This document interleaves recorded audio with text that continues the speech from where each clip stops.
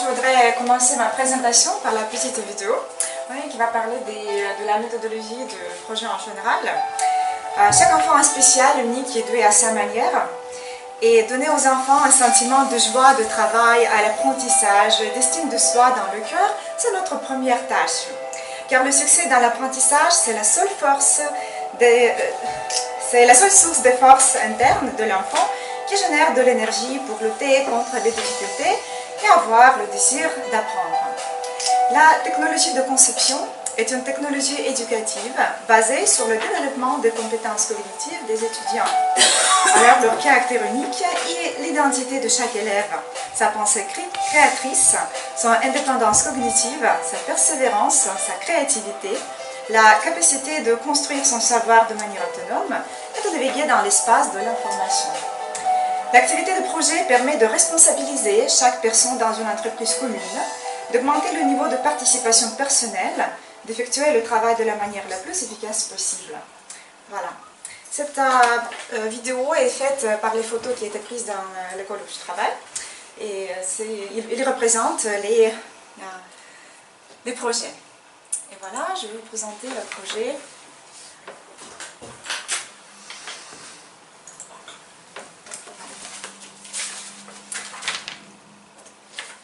Et je commence par une citation de Ludwig Feuerbach, où il n'y a pas d'espace pour la manifestation des capacités, il n'y a pas de capacité. Voilà. Le projet, dans le cadre d'un apprentissage du thème général, le climat, ma planète et moi, le public que je vois, ce sont les élèves de 10e classe.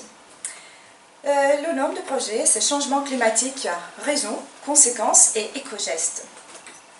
Le type de projet exploratoire, de recherche, de la durée moyenne, comme je prévois 6 leçons pour la réalisation interdisciplinaire, car on va utiliser les connaissances de l'écologie, de l'économie, de géographie.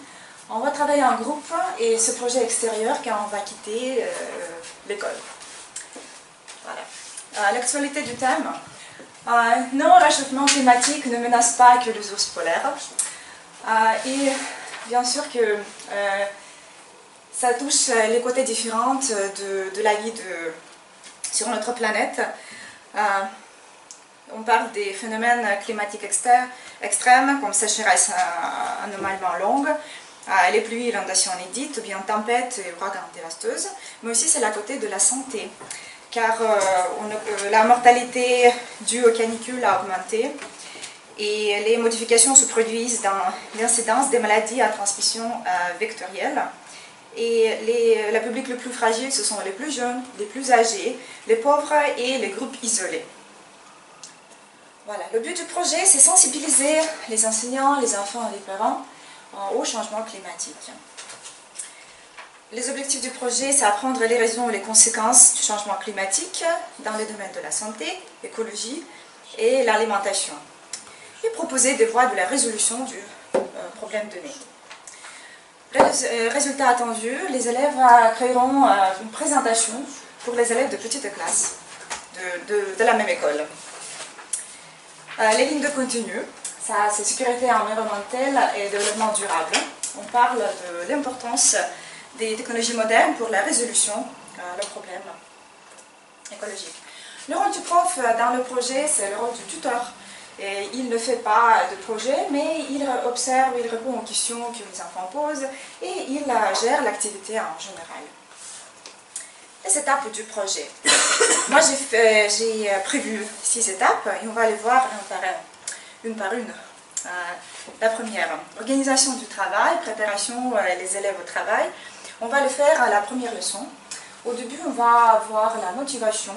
Moi, je prévois la vidéo introductive. Ça va être la publicité de Greenpeace qui s'appelle Iceberg.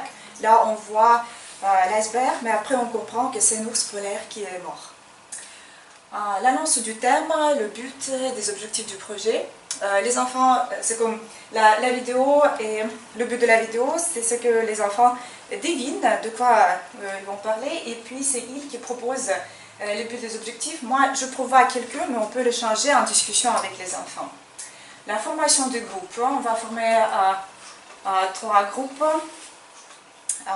dans la direction de la santé, l'économie et l'alimentation. On va les faire en respectant les intérêts des élèves. On va choisir les formes de la présentation, ce sont les élèves qui vont le choisir, et composer des critères, on va les faire ensemble. Moi j'ai prévu quelques, mais bien sûr que c'est discutable. Ce qui est important, c'est l'originalité de la solution du problème, utilisation d'artistes, utilisation de ses propres matériaux, design, concision, argumentation de la présentation, etc. Ça dépend du choix des enfants.